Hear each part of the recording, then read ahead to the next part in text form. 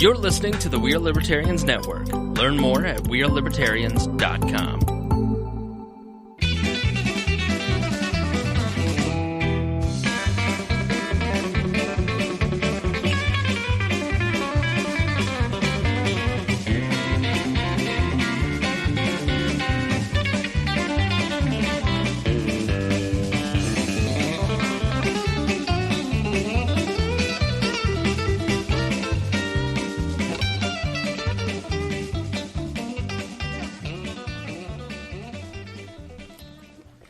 Welcome to the Boss Hog of Liberty podcast on the We're Libertarians Network.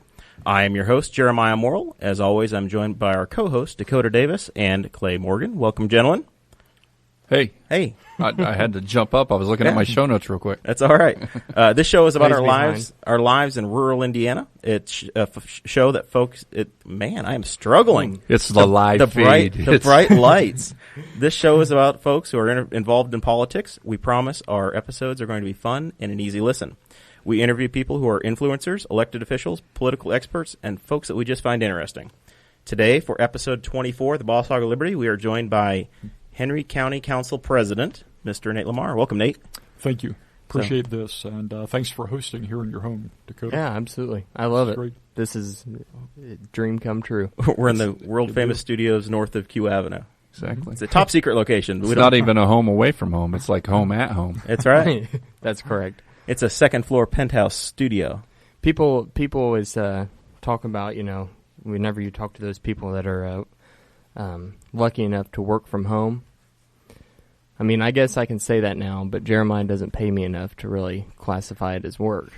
No, but you do get the exemptions now on the business expense of having the home. Yes. So you've stolen that deduction away from me. Oh yeah, it's all mine now. Yeah.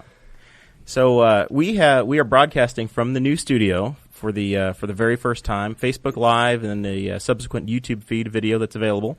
So from time to time, we'll look down and see some comments. Can't guarantee that we're going to catch them all or be able to interact with everybody on all of those, but they're there, and it's kind of a fun community event for everybody else that's there. We have rearranged the studio against your wishes. We've changed out the table and started over, and now we got everybody in the shot. Yeah, we do. Jeremiah, this is the first time that you've seen it, right? I've been here. Oh, sorry, I said Jeremiah. I meant to say Clay.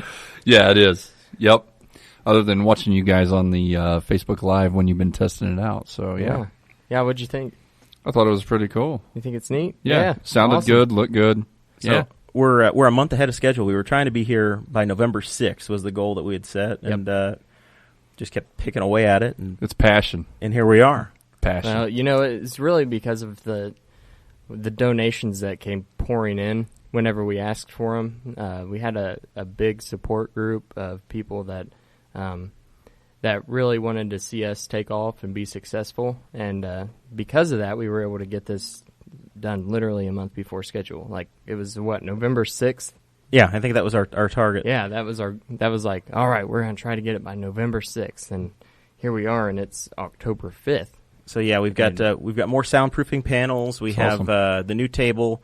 New blackout curtains up everywhere, so you don't have those junky ones here anymore. New tablecloth, so yeah. Nope. And then new we're using blackout curtains and draper shades underneath. And draper shades underneath, hiding, there you go. Hidden deep. Great. And then you have the Lisa Crosby light kit. So that's right. We're well illuminated.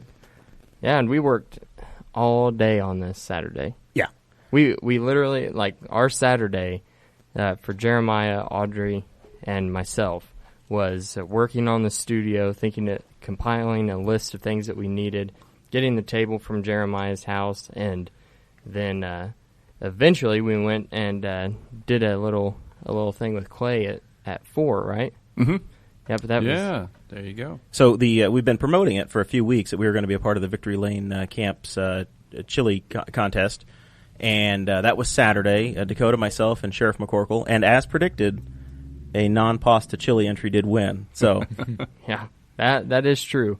It was a real disappointment to your mother that you let that happen. Yeah, she did. I saw that she commented on that. She was like, "Didn't I raise you better?" Now, which one? I know. Didn't you have differing opinions on the pasta? Yeah, I'm fully anti-pasta. You were chili. definitely no pasta. Yeah. That would be. That's I what really you'd call like pasta. goulash. You were pasta permittable. Nate, what Yes. belongs? What belongs in chili? I do like Cincinnati chili. So see, yeah, I like yes. pasta and chili. See, that's very Me too. different. That's like a totally separate category. It's almost like spaghetti. Yeah, it's like a skyline chili. The 3 ways that they have, those are awesome. Yeah. I really like those. That's right. So, and then while we were there, we had the little inner child in Dakota got excited because the hot air balloons were set up. Yeah, The van was there. I guess it wasn't actually set up, so we had the promise of a hot air balloon. Whenever ride. we pulled in, the hot air balloon company was unloading the basket for people to Right. ride in. Right. And I made the connection. They had a sign set up that said, "Are we on your bucket list?" And I'm like, "Yes, that is definitely on my bucket list." Like I've always, there's a little thing whenever I was in elementary school where one of the teachers won a contest and got to take a full-fledged hot air balloon, and I can remember like watching her go up and everything, and just like was in total amazement. And ever since then, I've wanted to do a hot air balloon ride. So I was so excited. That was awesome. It's great that you were excited about that. Yep. And I then- loved the video. Yes. Yeah, and You that see this? his face. There's a video. If you go back and look at the Boss Hog Liberty page, you could see when I broke it to Dakota that they probably weren't going to let him go up 1,000 feet, and it was going to be tethered. And he was ready to go home at that instant. It was over. The dream was crushed. You could see his face just drop. He said, those are tethered, right? It's just tethered balloon rides. I was like, tethered? You mean like tied off? He's like, yeah, you're only going to go up like 10 or 15 feet. I was like, what? We can get the same effect on a step ladder if you want. Just a big orchard ladder. I still would have been happy with it, like just getting in there, but my condition for that would have been that the guy would have had to let me pull the little flame string. Oh, yeah. Yeah. I would have had to do that, and then I would have been satisfied. Yeah, I've never done hot air. You ever done hot air balloon ride? No, unfortunately, I haven't. Yeah, have you? No. See, none of us have. Yeah. One day Never we're gonna have a real field trip, and the 4 of us are gonna get in a hot air balloon. I've always wanted to go skydiving too. You can do that one. That's on a your big own. one. I just want to do all of that stuff: skydiving, base jumping. Adrenaline junkie. Maybe like one of these days. Base jumping is tough to pull off in central Indiana. Yes. Yes. Hey, Dakota, you're young enough. Join the Army, and you can go skydiving. There we go. That's what I did at Fort Plenty. Benning, Georgia. There you go. Oh yeah. Yeah, Oh, so you're an Army veteran? sure am. Absolutely. Oh, We'll cool. we'll get into that on Nate's. We can jump. I don't into it know now. much about Nate. Whenever he walked in the door was the first time I've ever actually met him. So Like I've seen him around places. But he is kind of close to you in a different way, right? yes, I guess you could say that. He's going to be eventually. Yeah. Yeah. I mean, okay. he's close to my soon-to-be mother-in-law. Mm-hmm. You guys work together, right? About 20 feet away from each other. So they are literally close, like 20 Right, feet together right. close. You Yeah. guys are almost family. very close. How long have you and Monica worked together?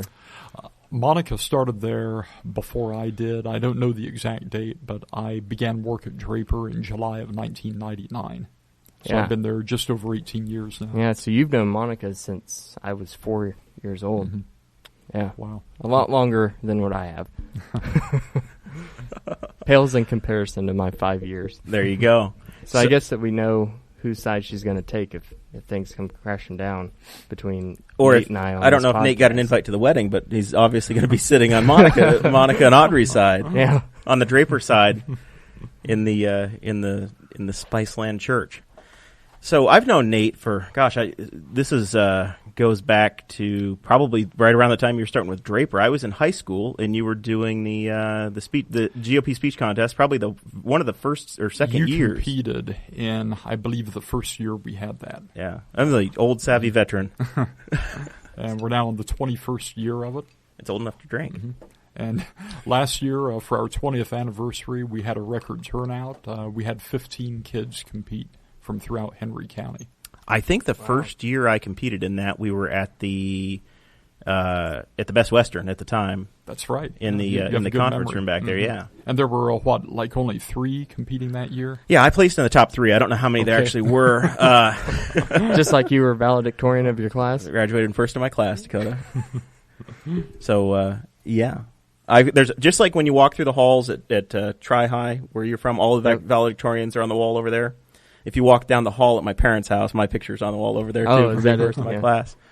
Yeah, it's small victories in life. You have to set achievable goals, and then you're happy with it. Yeah, my friend Chase Payton, who listens to this show, always tells people that he graduated top of his class too, and that was on his college application. He was valedictorian. He went to Freedom Christian Academy out on Highway 38 here. In Henry County. Were there like 3 people in the class class that year? There were 3 people in his class that year. Their cap and gowns were colored red, white, and blue. You got everybody covered. Wow, nice. So, and then you served in the Army, correct? That's correct. Active duty from 1985 to 1992. Excellent. And then you are a West Point graduate. That's correct. As well. It's starting to sound like a resume for a congressman if we keep going. So, I've slayed Clay already. Hold it together, sir. You've got to be a professional.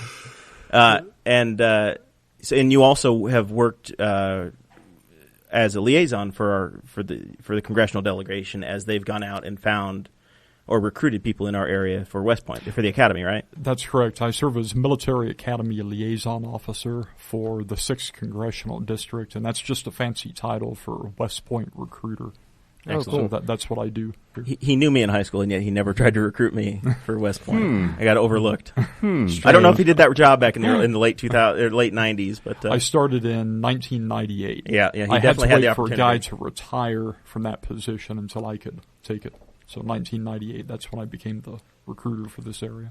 Well, they're very cool. So, this Republican speech contest that I was a part of. Tell us about when it's coming up. It's a fall event, right? That's correct. It's always the first Thursday in November, or I shouldn't say always, because we moved it around over the years. It used to take place in the spring, but for the past 3 or 4 years now, it's been the first Thursday in November, which is interesting, especially in election years. It's because, right there, election week, right? Either right before or right after the election, depending on how the calendar falls. Yeah, absolutely. So, you open it up to anybody from the county, and then you bring in different judges from outside of the county, right? That's correct. It's open to anyone grades 7 through 12 who is a Henry County resident, be it public school, private school, home school. What's your topic this year? This year our topic is, what's your opinion of the first year of the Trump-Pence administration? Are all answers acceptable? Yes, all answers are acceptable. We feel like an open-ended topic like that will hopefully generate interest among our teenagers. You can each have one of those. Okay, awesome. Okay. Yeah. So and you have cash prizes, and then a lovely award of I think you get an honorary non-voting membership in the Republican Club. That's correct. So you guys, there's a party, and then there's also like a Republican Club for the county. What's the difference between those two? The Henry County Republican Central Committee is the official body of the Republican Party in Henry County. The Republican Club is what's called an auxiliary party organization.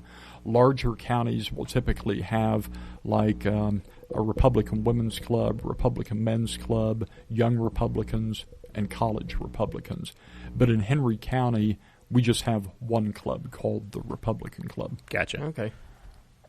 Well, it's tough enough. It's tough enough to staff a county party right. without having 8 or 10 different subgroup parties. Mm-hmm. I heard at the dinner I was at. Speaking of all these clubs, I just thought about it. Somebody was in town looking to start a young Republican club. I heard that. Yeah, I heard that recently.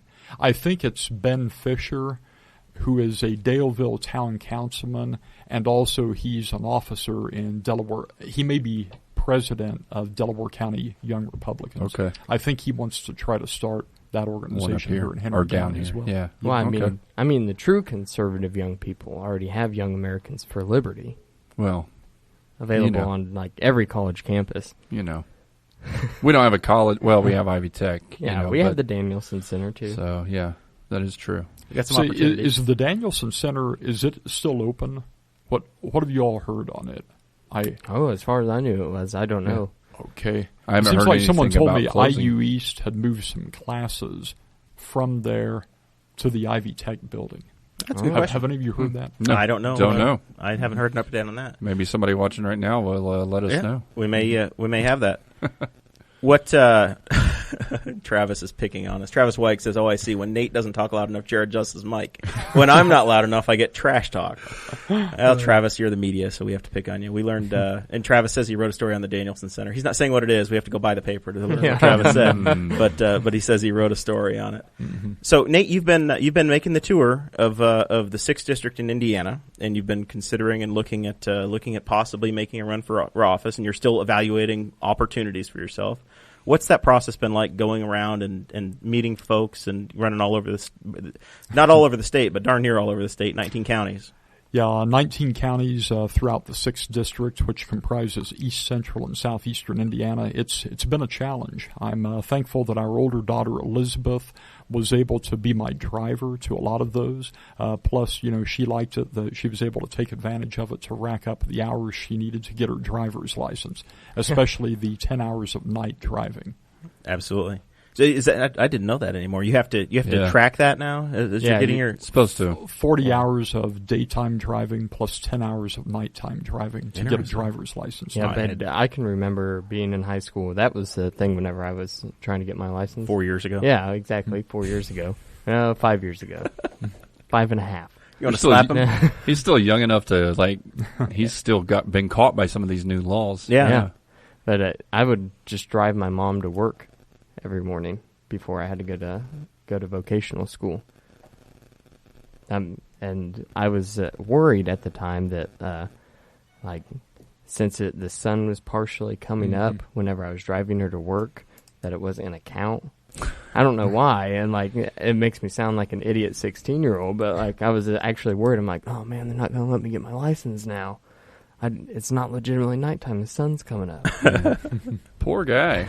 I feel bad that you had to go through that stress like that. You're going to lose on a technicality. Yeah. Reporter Wyke is telling us that there are no official plans yet. More to come by the end of the year. So no news on the Danielson Center. They're being dodgy on the tough questions. Okay. Interesting. Well, reassure Travis that I am a Courier Times subscriber. So I do buy the paper, and I will look for his story. I think everybody at the table is a Courier subscriber. Is a reader. Oh, well. Yeah. Oh, you don't have a subscription well, for the I don't want to lie. for the I know. I don't want to lie. I can't lie. Man. I know. You read my lips. How in the hell do you run a barbershop without a daily newspaper? They come in and tell me the news. There you go. Yeah. And then Travis comes through and reports back out what the story is for the page. Exactly. It's like a beauty shop. You get all the local town gossip. There is a lot of conversation. You find stuff out every day. Yeah, for sure. I think you told me that one time. You said that it was like whenever I first started going to your barbershop, and I was telling you a story, and you said, maybe you already told me that. I don't know. I hear so many stories throughout the day. Some true, some false, some kind of in between. Yeah, Clay's my barber, and he and I talk politics, especially when I'm the only one that's in there. Then we can really talk politics. Yeah, you have to be careful. When others come in, then we have to. You have to be careful about what's going to go on down there. It's all those secret meetings. I walked in. I ruined Darren Jacobs' day last week when I walked in because he was there, and I almost turned around and left, but instead I just took pictures and said that was awesome. Those are for the internet. That was awesome. So that's the way I like to do it. I've been in Clay's barbershop like an hour after my haircut's done, talking about random political things. It's the place. Yep, it's the place to go. So you guys are both members of the Henry County Council. We don't have a quorum here, but we got a hell of a lot of the members. That's right. We've got 2 of the 7 members of the Henry County Council here tonight. 28%. And man, he's good at math. I told you he's a walking calculator. He is. That's what I tell everybody about Nate. He's a walking calculator. So over a quarter of the Henry County Council is here in your spare bedroom, Dakota. You guys are in budget time. So the main responsibility of a county council is to set a budget for the county.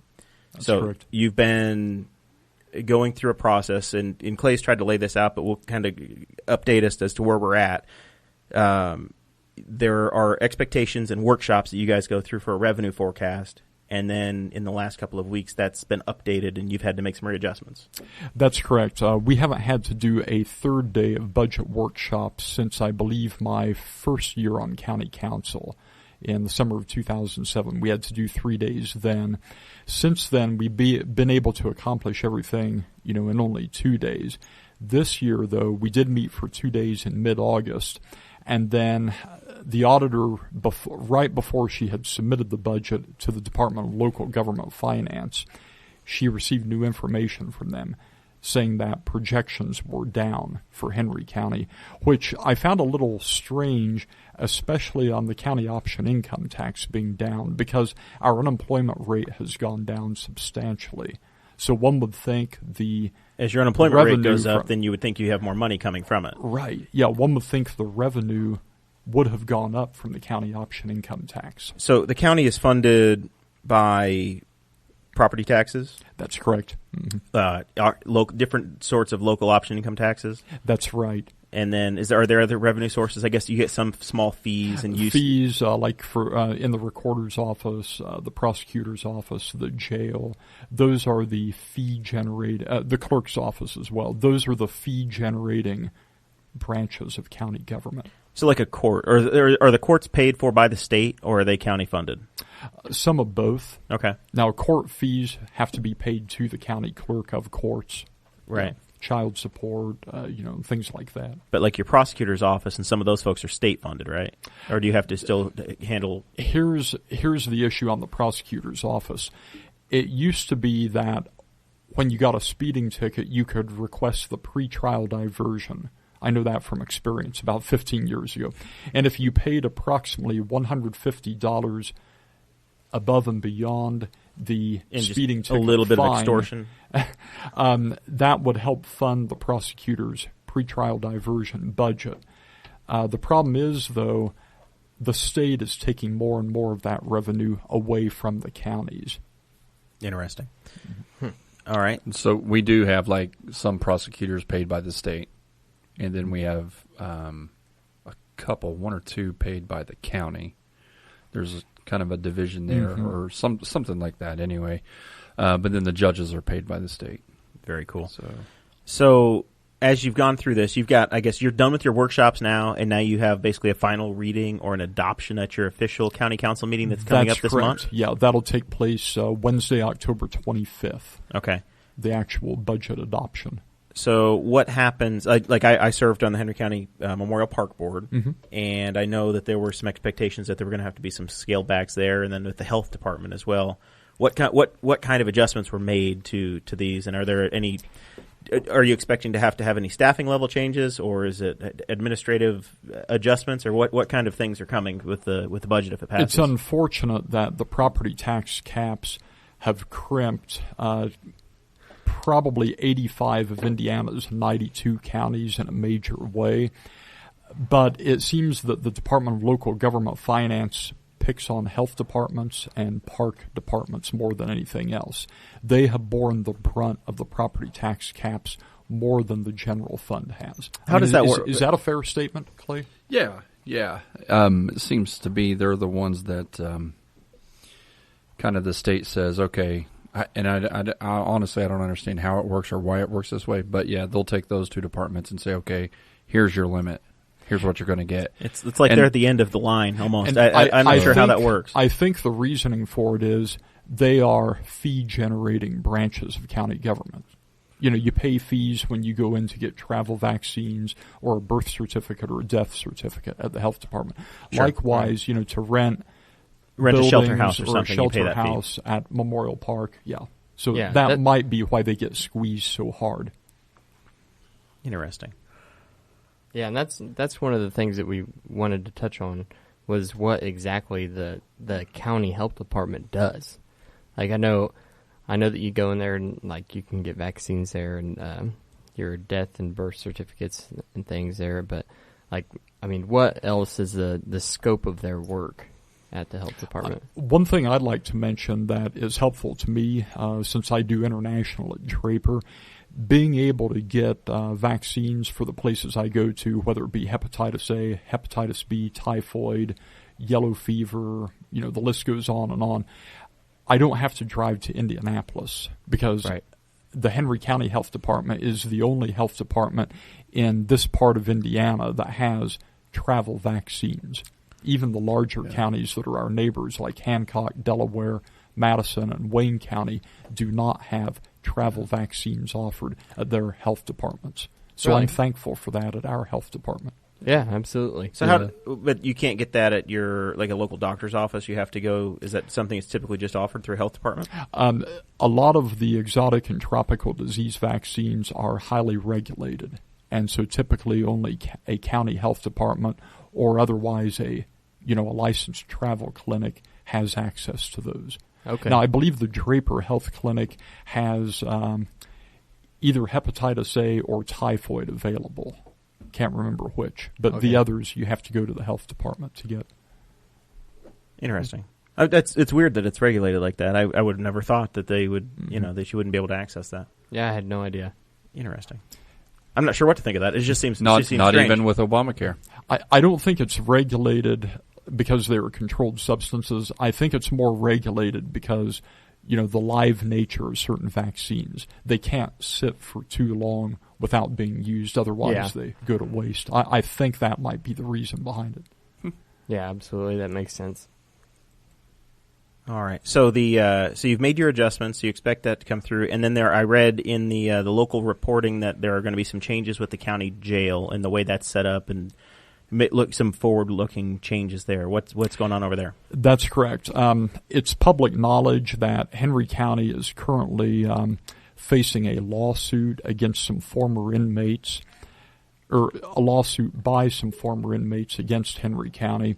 And so we're just trying to make sure that to relieve prison overcrowding, we've properly funded 4 new corrections officers who will have a women's dorm set up in what used to be known as the Work Release Center across the street south of the current jail. All right. And that, is there a projection on time as to, that by making that adjustment, you're going to get another 3 years or 5 years life cycle out of that jail, or how does that work? Clay would be better versed in this because he's a member of the Criminal Justice Coordinating Committee, who I know that group is waiting on the national consultant to present his findings. Is that correct? Yeah, and so what it does in the process, it's not, honestly, it's never been mentioned, hey, let's buy X amount of time with this. It's just we're overpopulated, so we had to make moves. We were facing sending residents to other jails, which I think the minimum cost is $35 a day. And some counties have raised that to $55 a day starting October 1st. And so we were told with the number that they would have to move to another jail, Sheriff McCorkle said it could cost the county over $20,000 a month to house these residents. So this was an adjustment to help alleviate that problem. Of course, we're in the midst of the federal lawsuit, so we're trying to do our due diligence with that. And so it did cause some shuffling. Our drug task force, our detectives had to move to another building, which costs the county another $32,000 a year approximately with rent and utilities. And so we're just making those moves right now to take immediate action to help solve some immediate issues. But like Nate said, we've got this needs assessment coming in. I talked to one of our commissioners today, and hopefully within the next couple of weeks we'll get that back. They sent him some information he was looking for, and so hopefully within the next couple of weeks he'll send us some info back. And then it's my hope that at our next council meeting we can actually have something to present and say, here's some options. What's our next step? Right. So then how do you, your population of your jail continues to increase, I guess, or you're bumping up against what's you have to. It has increased. Mm-hmm. Yeah. Is that being driven because people are staying in the county jail instead of going to the state jail, or are we just finding that we're ending up with more people that have to serve time? What's the driver of that issue? Unfortunately, it seems like we're ending up with more people who have to serve time, but I do know that Henry County's judges are trying to find unique and creative ways to, ease the burden of prison overcrowding, such as, more house arrest cases and things like that. Right. And I know we're starting I don't know if it's I don't think it's officially been started, but a drug court to help alleviate some of those issues. Maybe not, someone has a drug violation, not sending them straight to jail, but having them go through this drug court process. And I don't understand all of it. I just know it helps with the burden of locking everybody up and try to alleviate the problem in a different way. But for some reason, we are hitting the number 200, whereas before it was 180 was a big number. Now it's getting to 200. And some of that, you just look at the footprint of that building, you think that there's 200 people in there. Oh, it's just unbelievable. Trust me. Yeah. It's a very small structure. You ought to take a tour of it sometime. Yeah, just ask Sheriff McCorkle. He would be happy to give you a tour of the jail. It's an eye-opener. I haven't taken a tour of that place since I was in high school. Open. It's been a long time. Yeah, he's been very open about letting people come in. Just this past year, I had to go in there. There's like a office in the front, and because I was going to apply for the sheriff's reserves, right? And I never actually did it because I got declined because I was only 20 and not 21 at the time. But anyway, I walk in there and you can just tell, not even having to go into the actual jail facilities, just by walking into the building, you're thinking about there's 200 people,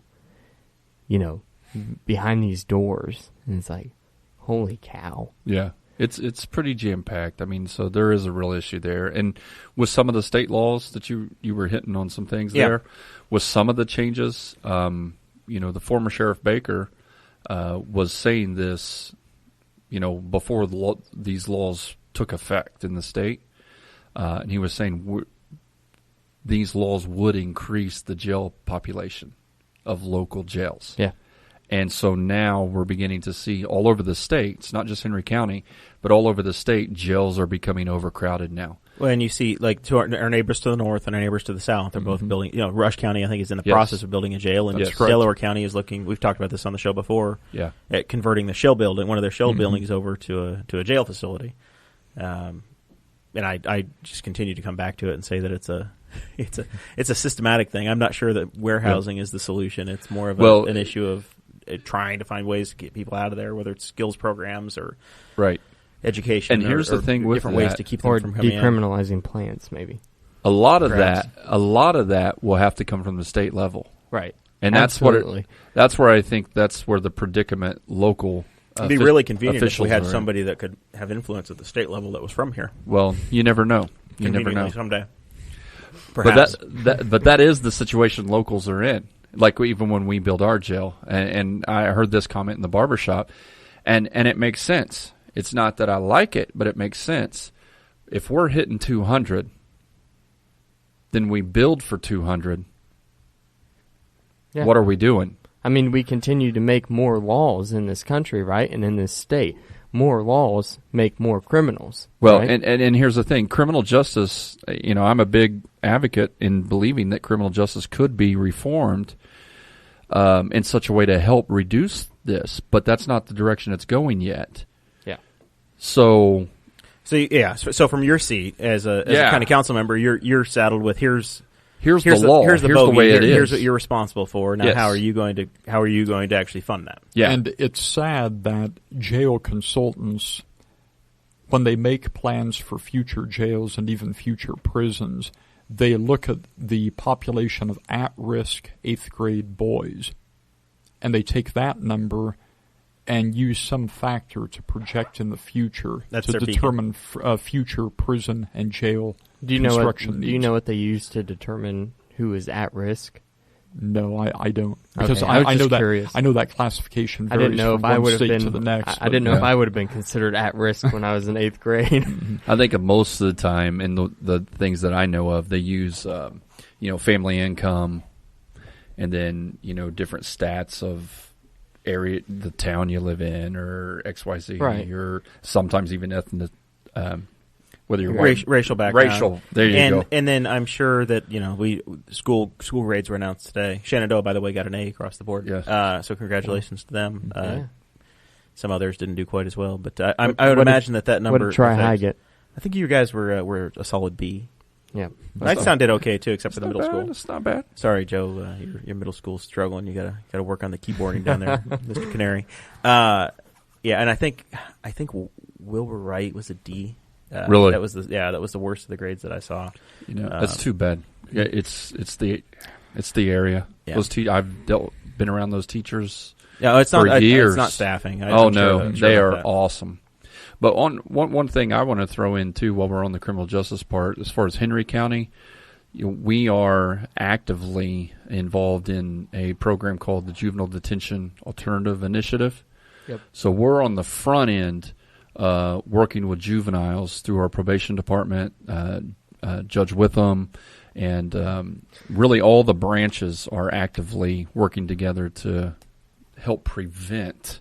So hopefully we can see the positive effects in years to come. And then I would imagine that's I don't know if this is something it's existed the entire time I've been aware of county government, but the sheriffs have always run a camp here for youth. Yeah, is that do something that. that's done all over the state, or is that a Henry County type program? And I assume that's going towards that goal. In Wayne County, I think it's called the Respect for Law Camp. That's what I seem to remember from when I was in high school. I never did it because I was too busy in 4-H every summer, as well as baling hay and detasseling corn in the You summer. got to watch these 4-Hers. We infiltrate, man. We're all over the place.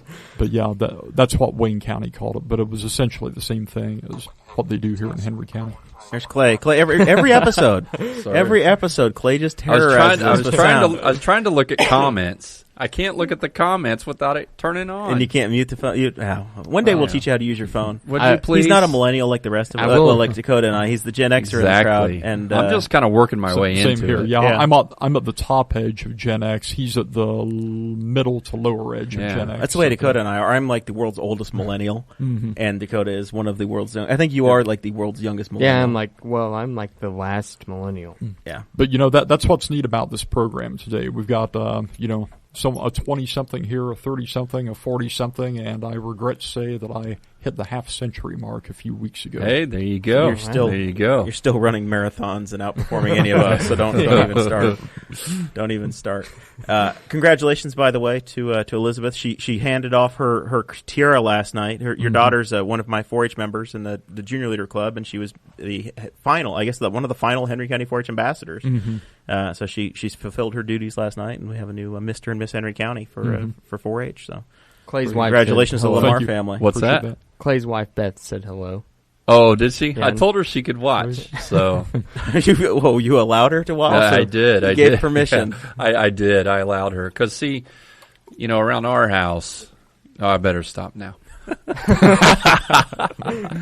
Oh my gosh.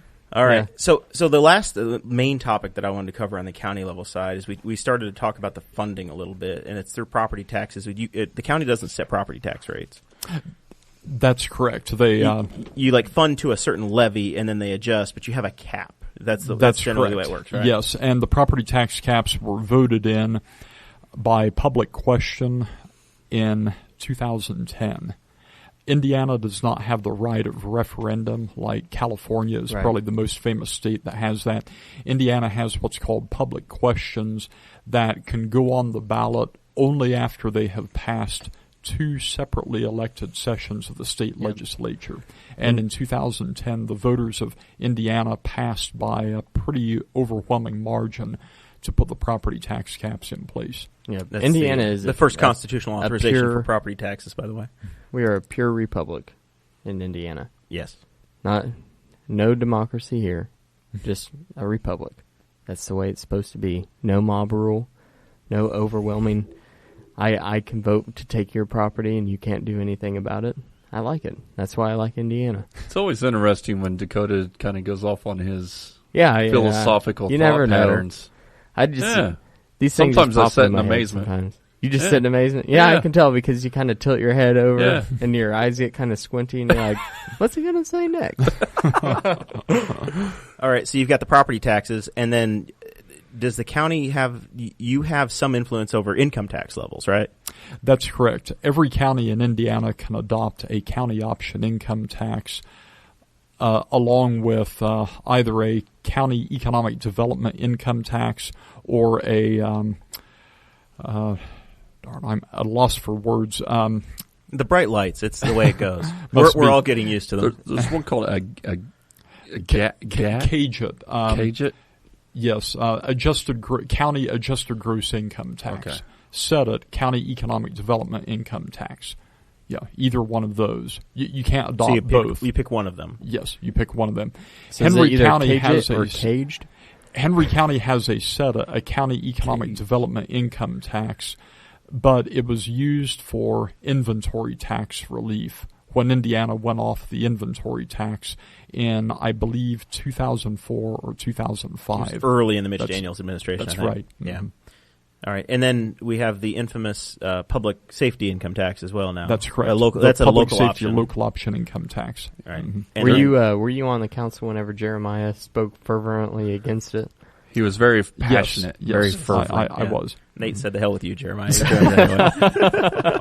I think there's actually, honestly, I think there's 2 to 3 more local income taxes that are our options. That are in line. Wow. Not in line. Not in line. But You're warning us? That are options. I have my please don't speech ready again. Yes, I can dust it off. Yes.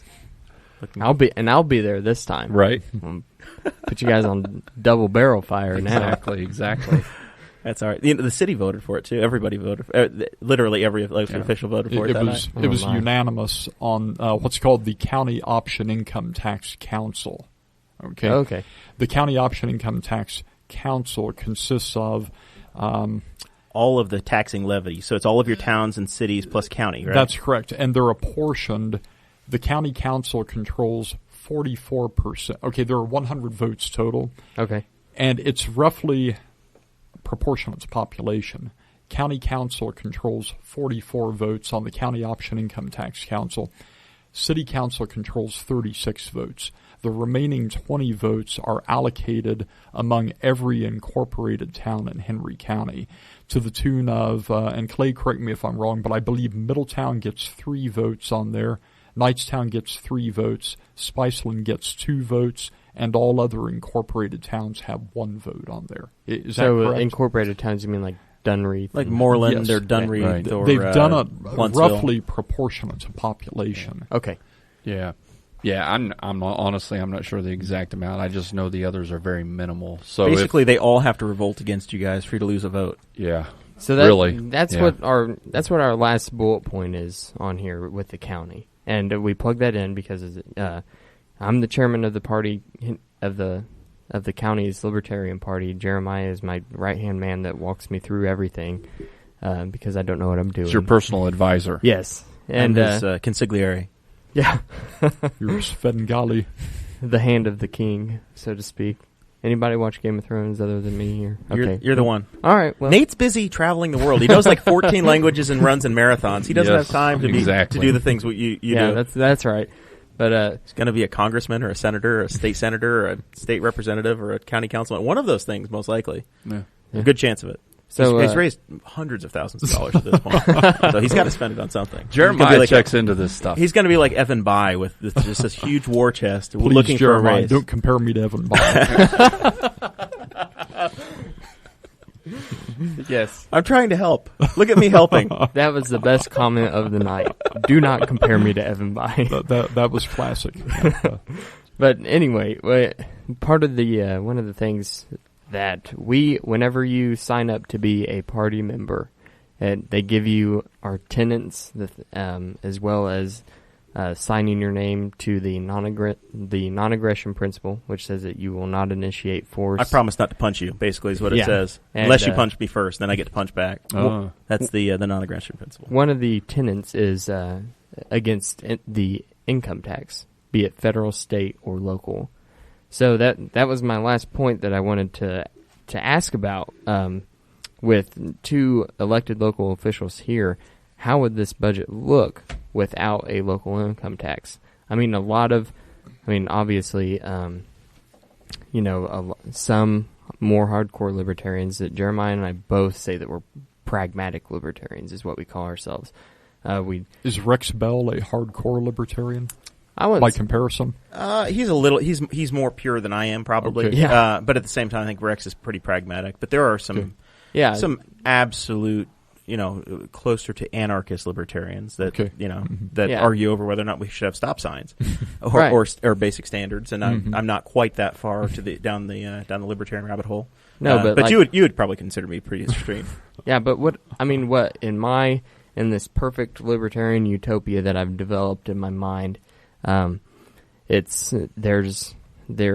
are no income taxes. And say we got there one day. Say that one day our party gained enough influence, gained enough ground to where we had a majority in either the state or the federal house, and we voted no more income tax. But in this perfect world that I've imagined, there is an increase in sales tax, and there are still user fees around, which is my personal preference. Obviously, it's not going to be the same amount of money as an income tax. I mean, how do you think that would change things? Go ahead. Want to, just simple, and then let Nate speak since he's the special guest. But it would take a process of time because to make that instant shift would be very difficult. But pragmatically, I think it could be done, but it would have to be done over a period of time. Right. Because nothing is instant. Right. Otherwise because it'd be right chaos. now, I know with our county budget, if you would instantly take the income tax away, you're talking shambles. I mean, job losses. I mean, we would be in a hard. I mean, because we would instantly lose, off the top of my head, $2 million at least between the COIT and the LOIT. The way government is designed, you don't have the flexibility to make a lot of the decisions that you'd like to be able to make. You don't have a clean slate and get to set up the county the way you want to. Right. And I noticed this from the 2.5 years I spent on the park board. You work within the box that you're given, so you don't have the flexibility to say I want to do this at this rate and that with that rate. It's a very slow and painful process, at least from my view. Indiana is a very federalist state. What I mean by that is decisions are made by the state legislature and handed down to county governments. County governments, for all the talk of home rule, county governments in Indiana do not have the level of home rule that county governments in most of our surrounding states have. Right. You're basically charged with executing the plan. That's correct. And that so you don't have the ability to say we're not. I don't even know if could you eliminate all. You're still going to have a 3.4% state income tax regardless. So you've got a county income tax that's additional. I'm going to have to check some tax tables again, but I don't think there are any counties left in Indiana without a county option income tax. Yeah. A couple of counties in the extreme southwestern corner of the state which had a lot of coal, maybe 20 years ago when the coal industry there was still viable, they had no county option income tax because they were making so much money off coal revenue. Right. But I think even those 2 counties have adopted it. Interesting. Yeah. Well, the question of income tax, I look at some of the other countries I've traveled to, a few of which don't have an income tax, but they tend to be one-product economies where the government controls that one product. And I'm specifically thinking Saudi Arabia and the United Arab Emirates. Yeah. Okay, there's no income tax there, although Saudi Arabia is going to be imposing the income tax because the price of oil has been so low for so long. that they're to the point where they have no choice. So let's, I guess, on the income tax side, one more final question on that line. We've got the LOIT that's put in place. Has that gone towards capital projects, or what's the long-term future, and how has that been used over the? I guess you're a year and a half into that being collected. Where's that? How does that fit in? The public safety LOIT cannot ethically be used for salaries. Okay, it needs to be used for things like jail repairs, sheriff's vehicles, equipment, emergency management, volunteer fire departments, things that are public safety related, but it has to be tangible equipment, not salaries. So basically capital improvement. Is that the way that it's worked so far, or has that been stretched? How do you feel about the application since it's been implemented? On the county level, we have used that to the best of our ability. There have been situations where, with the hiring of the 4 corrections officers for the women's dorm, we had to shift general fund money to cover something that could have been covered by. We had to shift public safety LOIT funds in exchange for something covered by general funds in order to fund those 4 positions. Is that correct? In that particular instance. There, it was monies, because before I say this, my opinion of public safety LOIT differs a little bit from some of the other council members.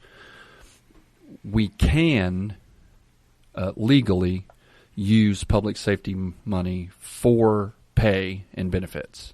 You can use it. There's no rule that says you cannot, as long as it goes toward those that work in public safety, like Newcastle did. Newcastle used theirs to give raises to their officers and fire department.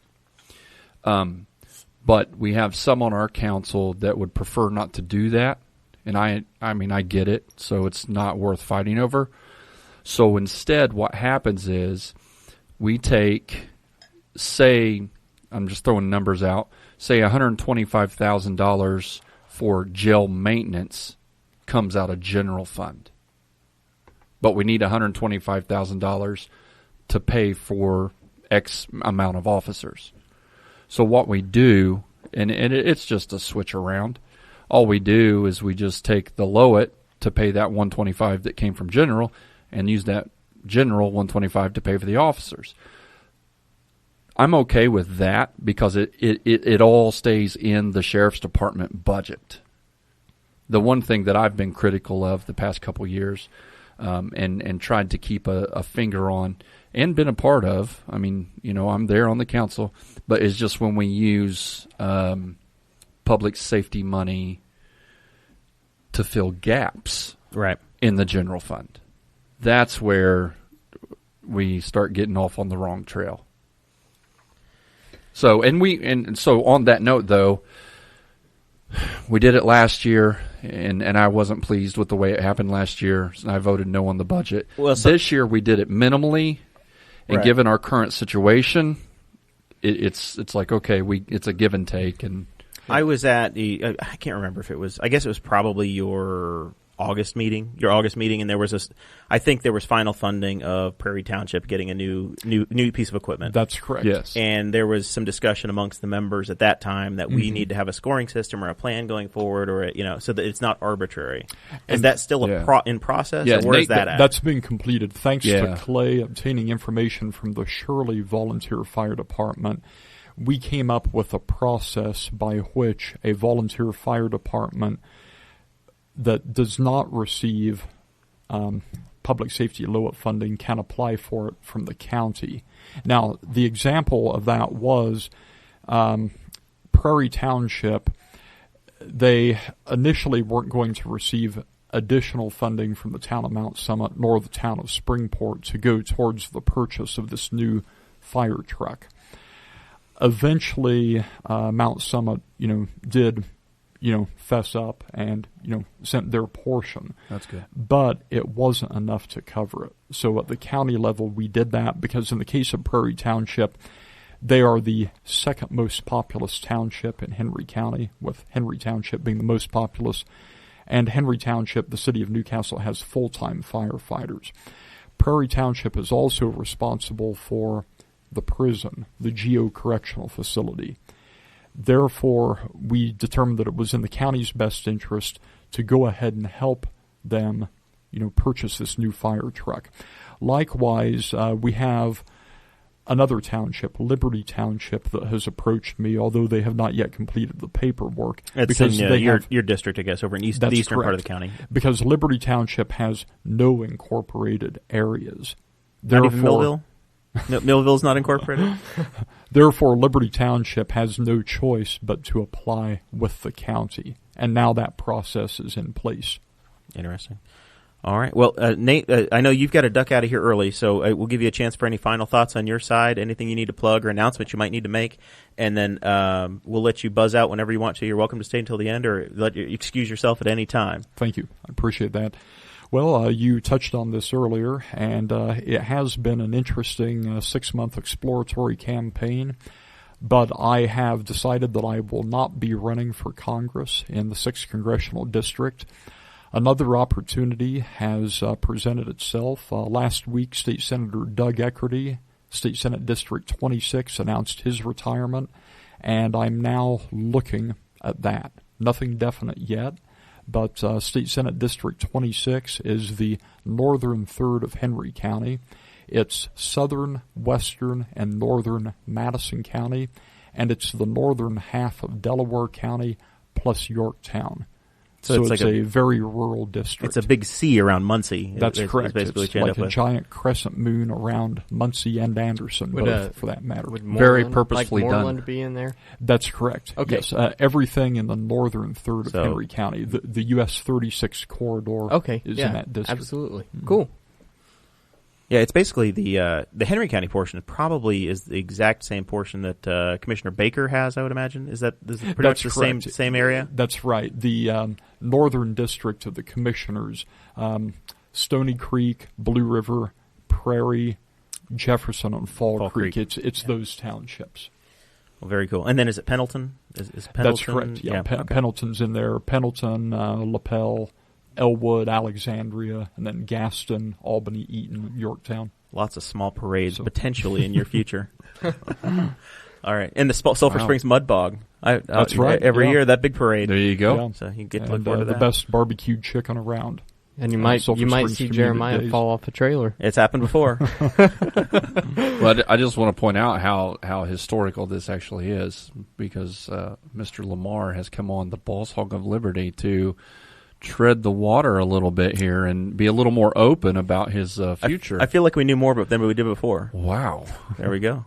Jonathan Lamb has fought off one challenger already now. That's what it was. But his, unfortunately for him, his biggest challenger is yet to come. As he called a 900-pound gorilla in the that's right. the vice president's brother. That's what he called. Yeah, he called. I called it an 800-pound gorilla, and he said it was a 900-pound gorilla. Yeah. So I look forward to Clay delivering on the promise of having all of the 6 congressional district candidates stop by here. We will continue to work on that. We also need to try to reach out to the so much, Jeremiah. Absolutely. Democrat. Appreciate this. And you're welcome to stay as long as you'd like, of course. There's a Dakota, couple. Thank you. Appreciate it. Thank you, Nate. Thanks, Clay. We're going to try to not have Nate trip as we let him out. Oh, man. All right. Your dog's not going to eat him on the way through on the way through the studio, are you? No, all the long hallways she's and in the other corridors. room. She's in. All right. Hey, Nate, we'll see you later. Take care. Fun stuff. I look forward to the full report from Dakota's in-laws on how this went. Oh, man. So have we had any questions yet about anything pertinent to budget or county or? I'm sure there's been some comments. Do you want the comments? I'm sure there's been some comments. They get sticky.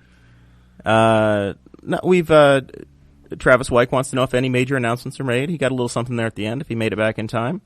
Mr. David Herring, a former county commissioner candidate, has made some comments on the jail, and Rob Davis is less than satisfied with the answers on the local option income tax. But at the same time, Rob was right there with me. Rob and I were the two that offered testimony, so I'm not surprised. Well, Rob asked if there was a BS card we could throw it. Yeah, right. No, there is. there's a lot there that if you give me 30 minutes straight, we could maybe decipher through some of those questions, but there's a lot there. In this budget, there's things in the county. I still say it. I know there is. There's things in the county that if we could take little pieces here and there, we could find some savings. I guarantee it. But until we have a full body that's willing to kind of dig into those things, it's going to be very difficult to happen. And then concerning the Lowit tax, right now with what we've been faced with in the county concerning criminal justice, it would take we'd have to sit down and really take a long process to figure out how to pay for the things we've been paying for. It's more than it's not cut and dry and not as simple as what we would like it to be, because we got a mess on our hands that we're trying to fix. We're trying to juggle.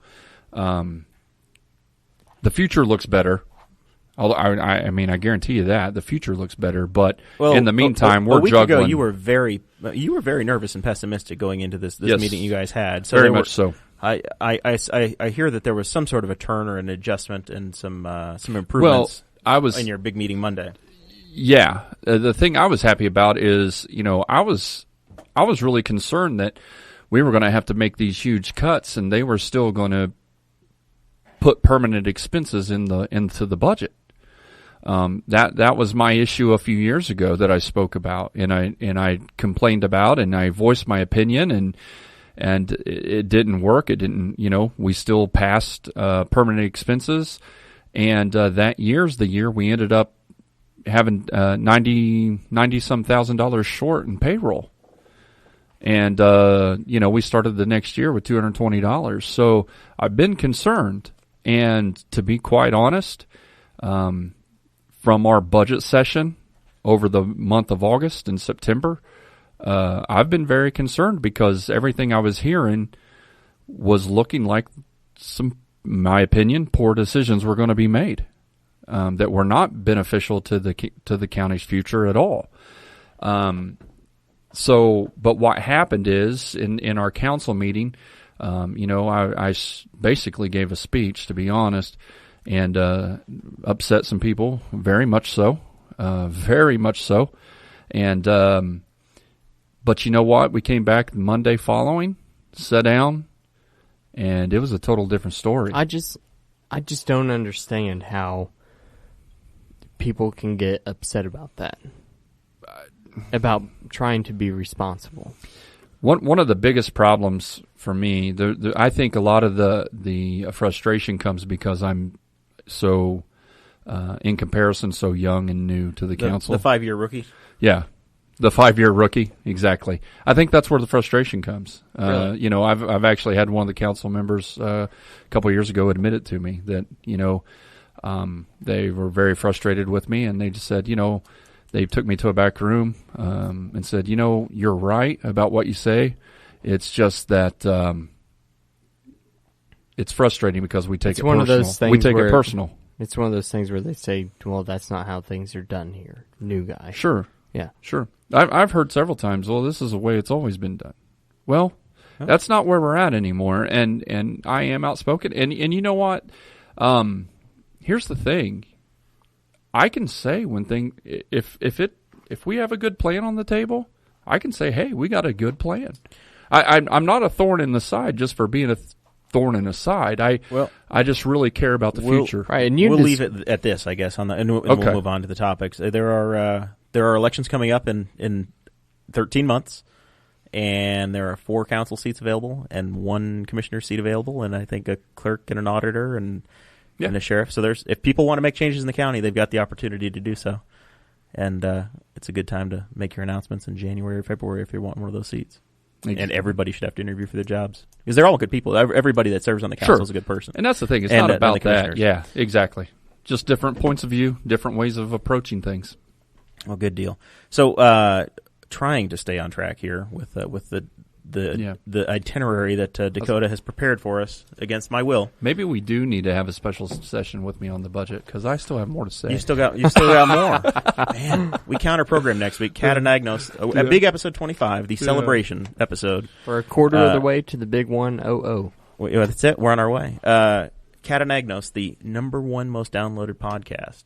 She's going to make her triumphant return for episode 25. Oh, wow. And Dakota's promising champagne and caviar, so it's going to be very exciting. Hey, let me say one thing. Yeah, go ahead. On the budget, because a lot of people wonder, how can you cut $700,000?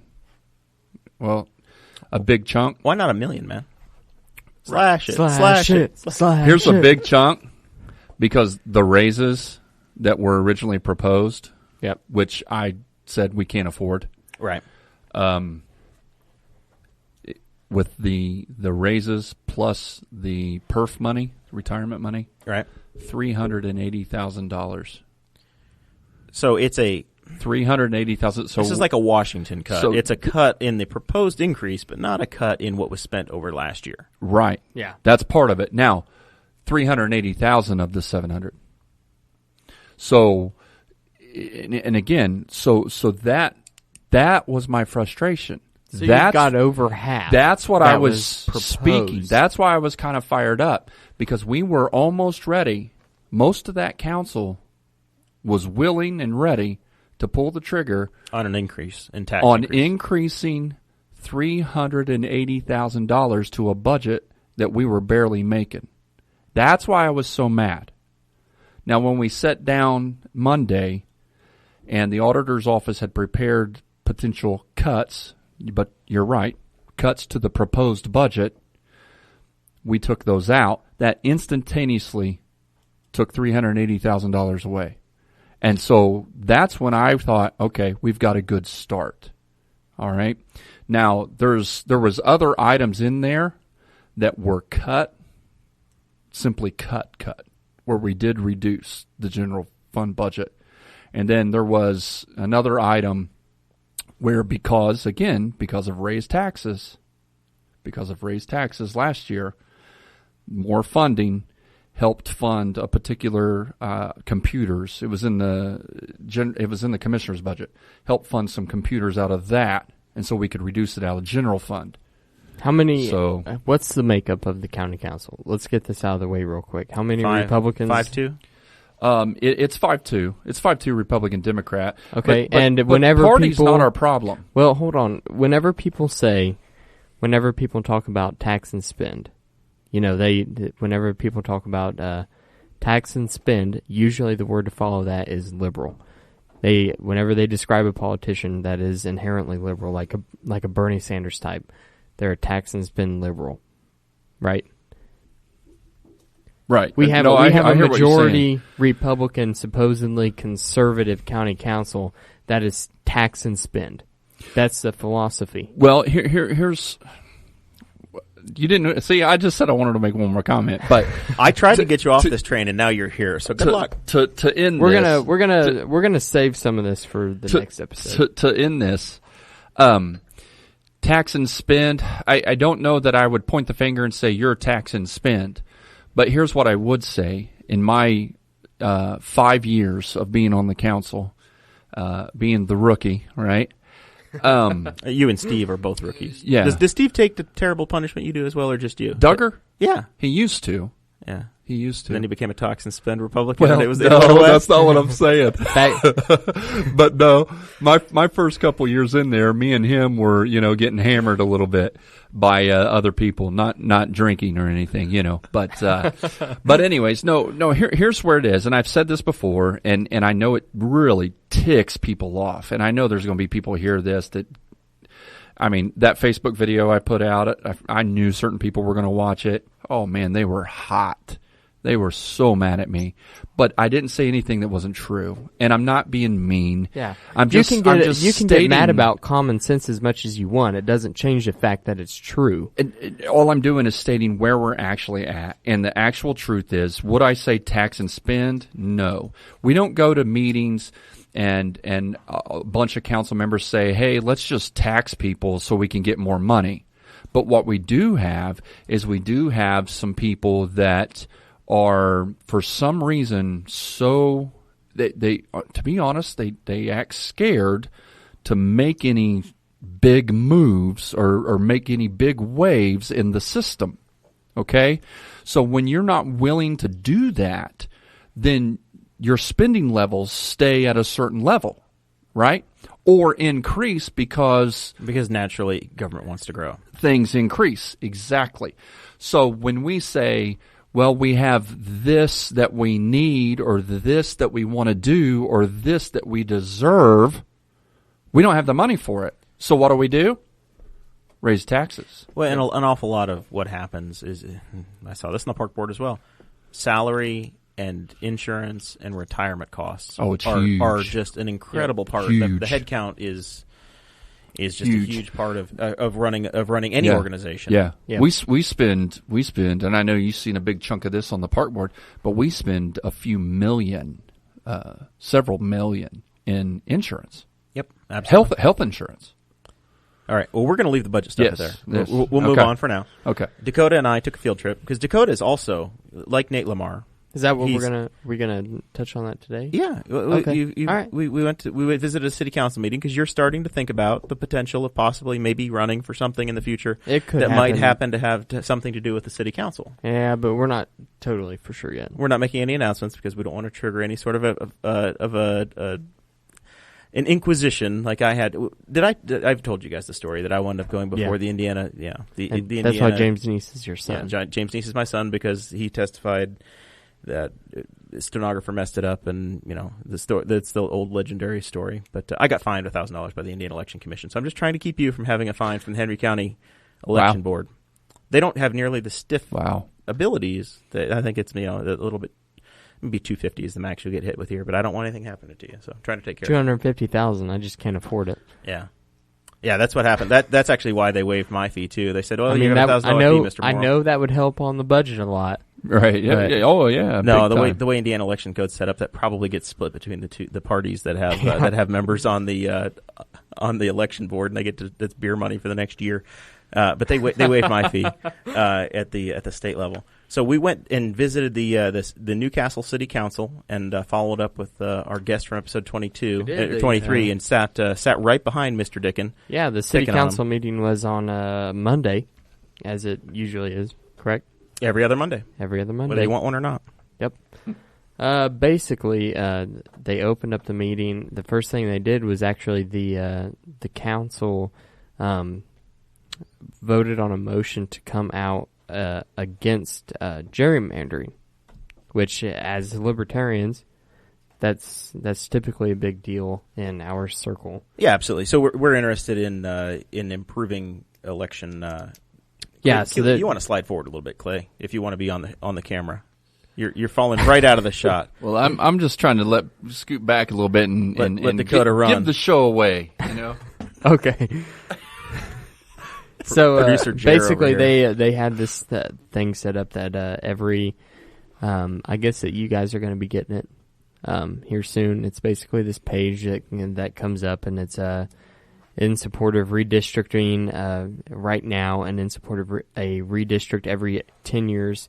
It's in support of a committee that is made up of citizens and constituents that.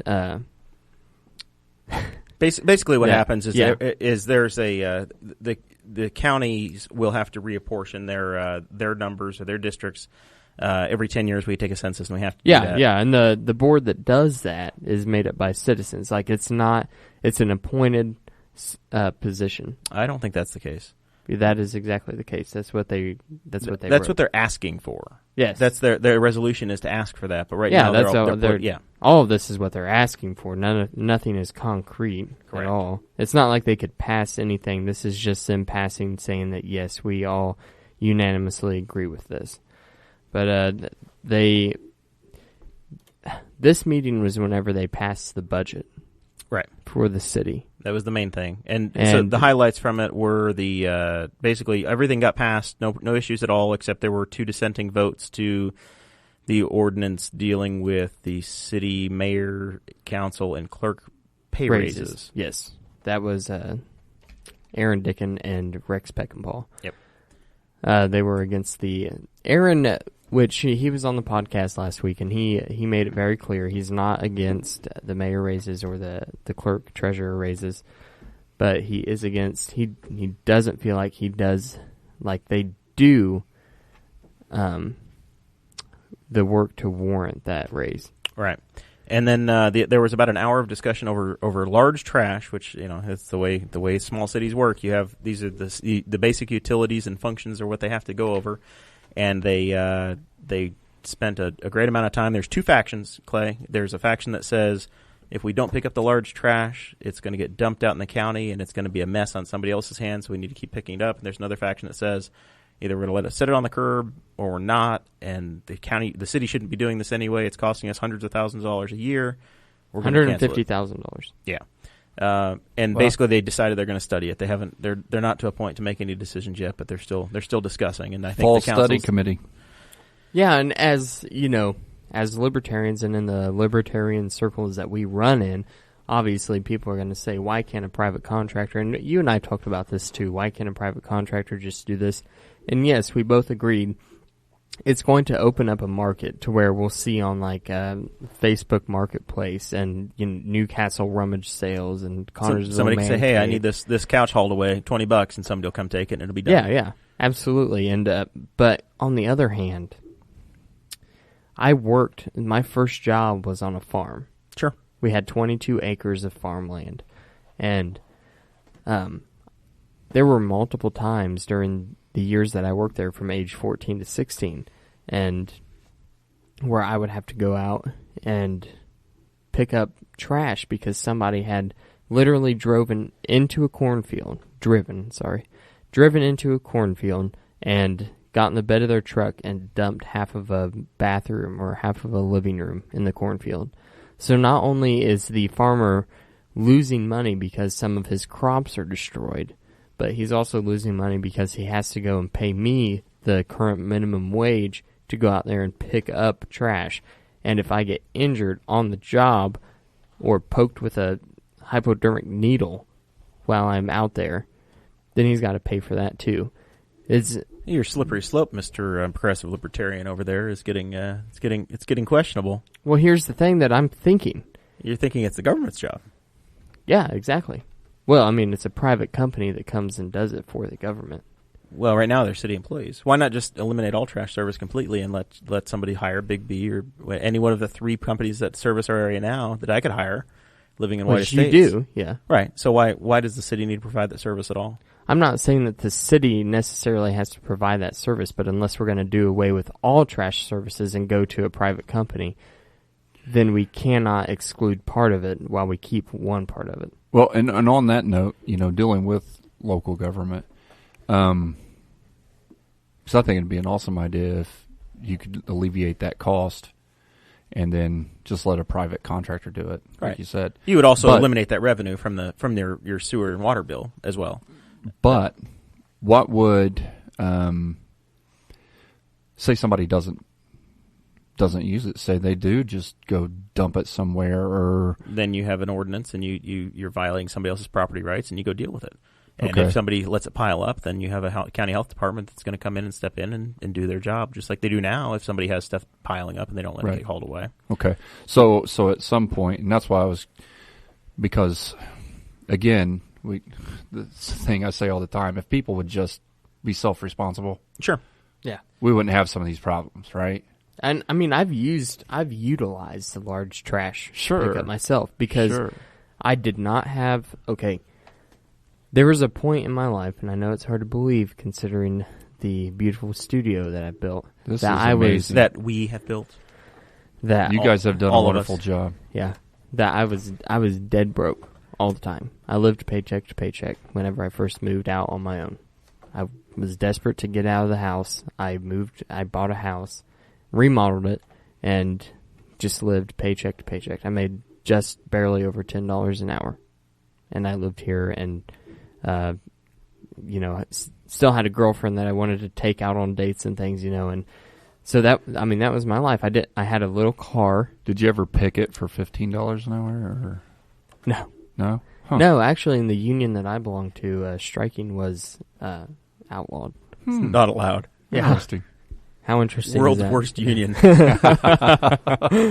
Yes.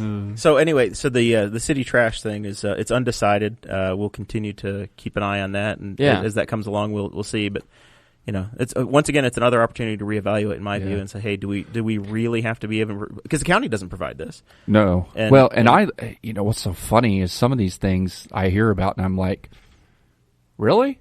Yeah. Because I live in the city. I have never used the big trash pickup. Right. Like I always just, my dad has a pickup. I fill it up. You take it to the dump. I take it to the dump. Like I just do that on my own. So when I hear about some of these things, I'm like, really? That's an issue? And there was, and here's one thing that you're not going to hear out of the local newspaper, was that, like, Mayor York, and I have a lot of respect for Mayor York. I really do. I think he's a genuine person. I think that he really tries his hardest. But his emotions were high with this. Him and Jeff Hancock. And Jeff, you've met him. And I don't know if he listens to this. Did you serve on the council, or was that the overlap?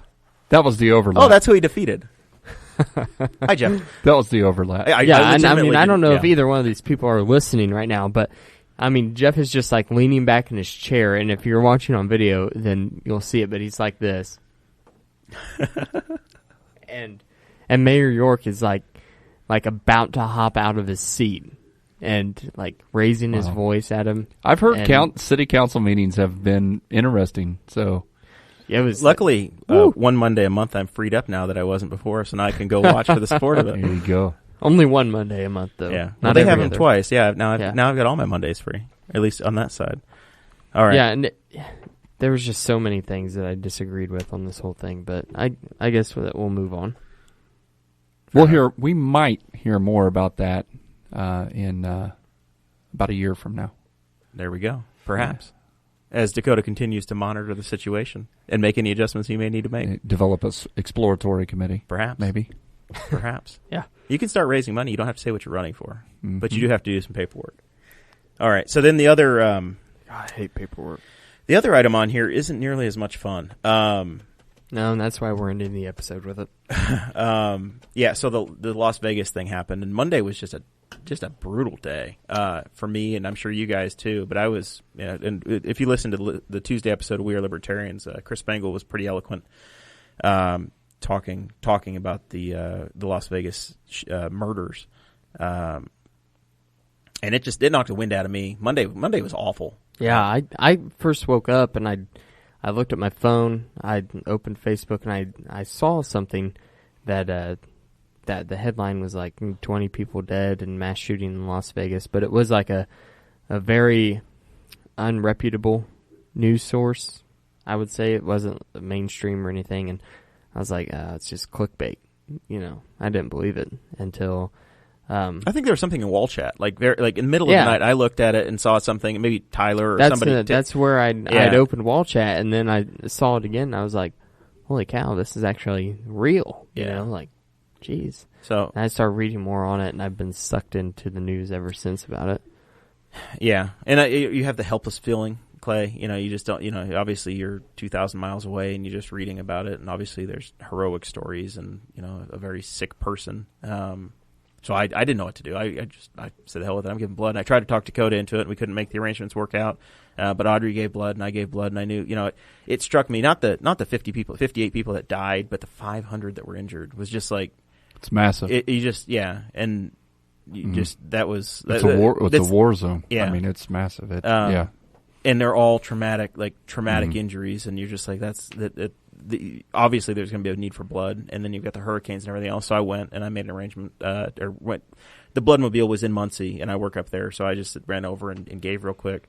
And I challenge anybody to do it now or within the next week or two. Yep. Audrey went and donated blood. Yep. Yeah. So it's a big deal. The other stuff on the issue, though, conspiracy theory. It's like whenever you have a lack of information, you get this. Conspiracy theories just come out, and they're you've got all of these people that were involved, a crime scene that's just ridiculously large, and obviously information is not going to flow quickly from law enforcement. So then everybody tries to fill the gap, and and everybody, you've got all the social media and all the videos, and then it just spirals into everybody can go to crazy town on you, which is even more upsetting. Very fast. Yeah, exactly. I mean, it's I like some of the comments that I did read is just, can we just pause for a second? Yeah. Realize what happened. And then that's true. Monday, everybody gets political. Yeah, and exactly. that was driving me crazy too. And I'm still not ready to get political about it. I neither am I. Absolutely not. I mean, it was horrific. Yeah. Horrific. And the thing that I thought was disgusting is the opportunist on the political side that kept wanting to throw stuff out there. It's like, really? Because to me, out of the abundance of the heart, the mouth speaks. Yep. And so when the first thing you want to say is, well, it's their fault, it's their fault, it's their fault. Well, it shows a lot about your character. That it does. It tells me where your and heart is. And it's like, Cade Coker had made a post about it, and it was sharing what Hillary Clinton said. It was like just a couple of hours after the news broke about it. Yeah. Was that she said, imagine if this had been done with a silencer that the NRA wants to make easier to obtain. And I told Cade, I told Cade that, I said, if only she had reacted this quickly to Benghazi. Yeah. That, honestly, with Hillary, I think, I've never saw eye to eye with her, obviously. But I've never been disgusted. Now, and I know, because there has been some things in the past, such as Benghazi, where I know some of our guys and gals have been disgusted with her because they had firsthand experience, right? Right. But really, for the first time, I can say I was disgusted by her statement. Not that I'm just little old me in Henry County, Indiana, but she disgusted me with that statement. Yeah, she's not the only one. There were people. No, and then she's not. All sides. But I didn't dig. That's the thing. I didn't dig into it. In with Facebook and Twitter, I avoided the conversation because I didn't want to see all that crap. Yep. To be honest with you. To me, the biggest thing is just trying to find reputable news when it's going right. on, and it's just right. And now, a few days later, some things are starting to come out. Some legitimate pieces. Sure. And so you can listen to that and start to put something together, but still to say we have a conclusion is ridiculous. All right. Anything else on that topic, guys, or we got that as wrapped up as we can for the week? Yeah, just thinking about the victims and the families and everything, and as all this stuff comes to light. We were going to talk a little bit more about it, but it's still like in such a shocking phase. Because I don't know, I guess on Tuesday I thought that by now it would be a little less like shocking, but it's still just incredible to me. It's too sobering still. Yeah. You think, moms were lost, dads were lost, kids were lost. I mean, yep. Family in an instant, families changed. Yep. It's so easy to distance yourself. Mm-hmm. But whenever you step back and think that these people lived lives just like I did. Yep. Mm-hmm. And if I had died in the shooting, there would be millions of other people just like me thinking about it that way. Today is a set of prayer for my kids when I was dropping them off for school and stuff, because usually every day I pray in the van with them, but today I forgot, and so I said my prayer after I dropped them off. But that's one thing I prayed about, because every day I send these kids to school. There's so much out of our control. And when events like this happen, like I said, it's sobering, and it's just like, yep. And for me, I just said, God, they're in your hands. I do all I can, but this is an evil world, and evil things happen.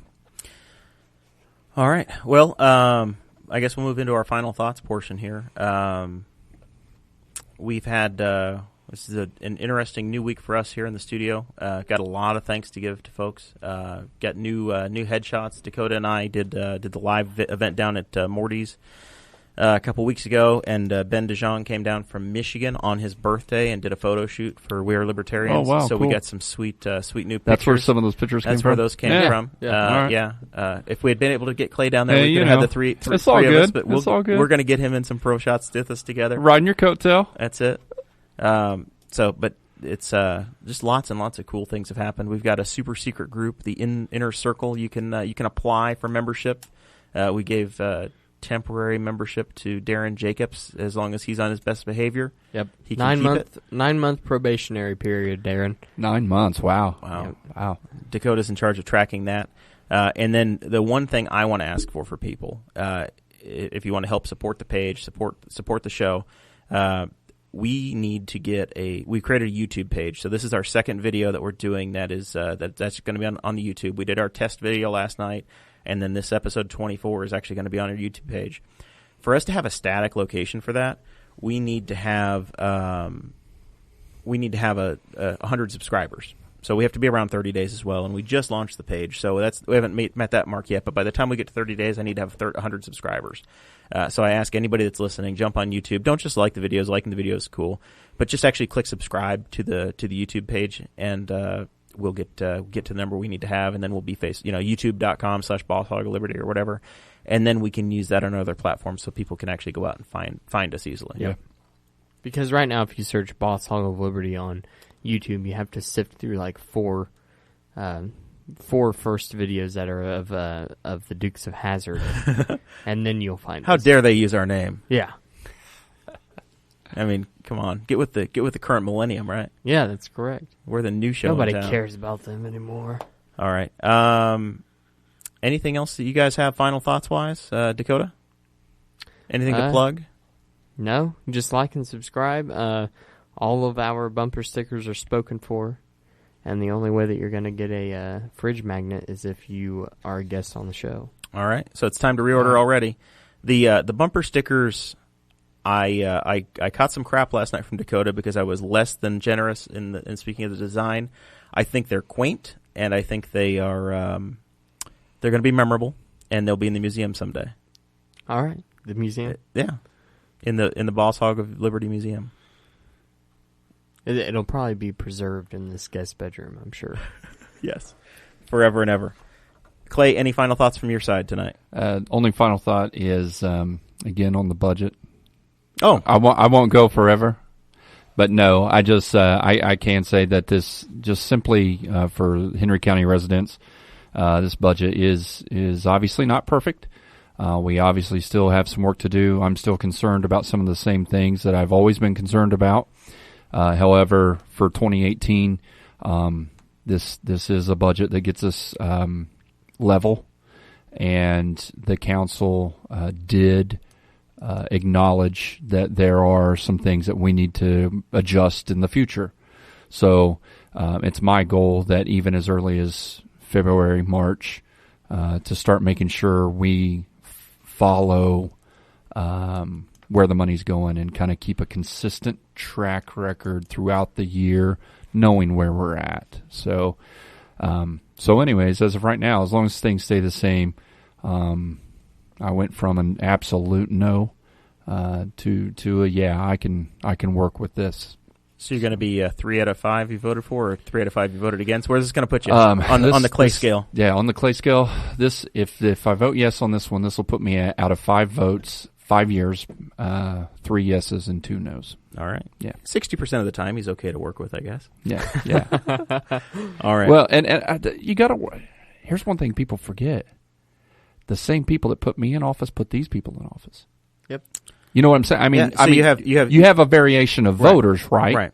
But these are the people that the residents of Henry County said these 48,000 voters picked you 7. We want them on the council. So I mean, yep. You know, at some point, you know, you kind of you work together, you stand for what's right, and then you go on for the next battle. Very good. All right. Well, we appreciate the views and the listens. Like, subscribe, and share as always. Continuing to build this channel and this platform. Sometimes we deal with more local issues. This week, obviously, we have, we super serve the local audience. Next week is going to be a little more general audience. We'll see what the topics of the world are next week. Clay will be off dealing with some other responsibilities. It'll be a Wednesday show next week. So look for that. We'll have another live 7 o'clock broadcast, or in the 7 o'clock hour Eastern time. Kat and Agnos is scheduled to be with us. And Dakota and I are going to spend the weekend camping together and going to a Garth Brooks concert. So by Wednesday, we still might hate each other. By Wednesday, he won't be speaking to me, and we're just going to have to pretend to be nice for the podcast. But Kat's going to be here, and I think we're going to try to talk the lovely Audrey Joe into participating as well. She's dead set on coming. We'll have that'd be cool. We'll have the 4 seats occupied. You guys will finally hit the 1,000 mark, right? I'm sure it'll be maybe 10,000. Finally, those two. Finally. So, all right. With that, we should appreciate everybody listening, and we'll let y'all tune in next week. There we go. Thank you for listening to the We Are Libertarians Network. Get our other shows at WeareLibertarians.com.